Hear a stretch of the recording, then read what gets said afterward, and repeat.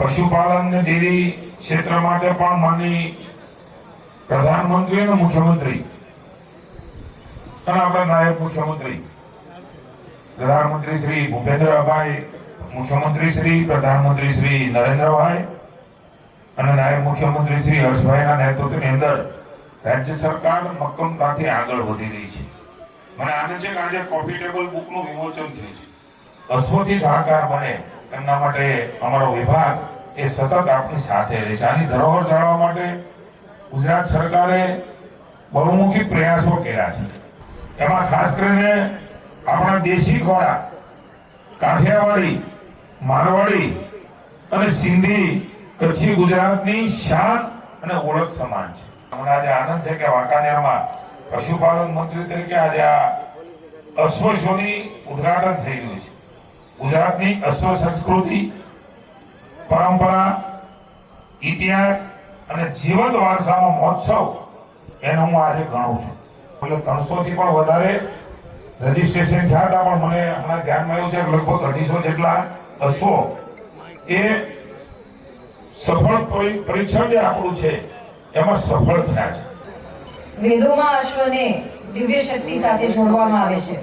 રાજસત્તા, સમૃદ્ધિની વાત હોય અને સામર્થ્યનું પ્રતીક હોય ત્યારે આપણને બધાને ખબર છે કે અશ્વમેઘ યજ્ઞ પણ એ વાતની સાબિતી આપે છે. એક ખૂબ સરસ સંસ્કૃત શ્લોક છે, અશ્વો હિ વીર્યમ બલવેમ તેજઃ અશ્વેન સિદ્ધા રણભૂમિ જયશ્રી. ખૂબ સારા વેલ નોન અને ઇતિહાસમાં જેમના નામ અમર થઈ ગયા છે તેવા અશ્વો.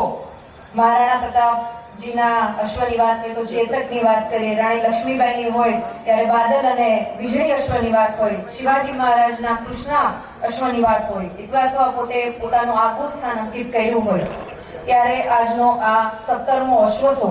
અને એમાં પણ જ્યારે 2008માં તત્કાલીન મુખ્યમંત્રી અને હાલના આ દેશના યશસ્વી પ્રધાનમંત્રી આદરણીય શ્રી નરેન્દ્રભાઈ મોદી સાહેબે મેગા અશ્વસો માટે ઉદ્ઘાટન સમયે અશ્વો વિકસાવવા માટે અપીલ કરેલી અને ત્યારથી લઈને અત્યાર સુધી આ એમના પ્રતિસાદમાં શોનું આયોજન કરવામાં આવેલું. આ અસલ કાઠિયાવાડી નસલને જીવિત રાખવા માટે વર્ષો કાઢી નાખ્યા છે. આજે જો આપણે કાઠિયાવાડી નસલને જોઈ છે, રીંગના અંદર એનું જો જજીંગ ખાતું હોય અને એના જે ઓરિજિનલ જે લક્ષણ છે જો આપણે આજે પણ જોઈ શકતા હોય તો આ બધા પ્રકારના વ્યક્તિઓ જે ભોગ આઝાદી પછી જે ભોગ લીધો છે એના કારણે છે.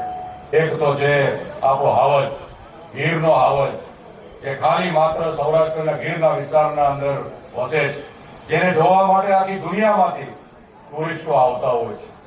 એ બીજે ક્યાંય પ્રાપ્ત ન થતો એ આપણે સૌરાષ્ટ્ર ગુજરાતની શાન છે. સાથોસાથ આપણી